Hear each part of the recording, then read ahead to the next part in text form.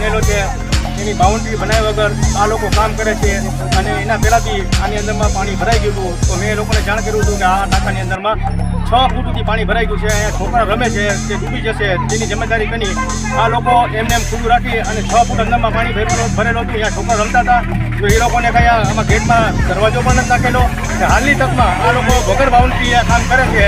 અને આની અંદરમાં કોઈ બી થાય જાનહાની થાય એની જિમ્મેદારી કેની અને આજની રોજ આની ઉપરથી પતરો પડ્યો છે અને રોડ ઉપર પતરો પડ્યો, આ પતરો 10 ફૂટનો પતરો બહાર પડ્યો છે, આ 11 કેવીમાં જાત કોઈ ભડાકો થાય અને નીચે કોઈ રમતા હોય અને એના માથે આવે તો એના ગળા બળા કાંઈ કપાઈ જાય તો જાનહાની થાય એની જિમ્મેદારી કેની? હા, કોન્ટ્રાક્ટર વગર જિમ્મેદારી કામ કરે છે, આ કામ બિલકુલ નહીં ચાલે, અમે આ ચલાવશું નહીં. અમારા લતામાં એક તો પેલા ટાંકો બનાવ્યો છે વગર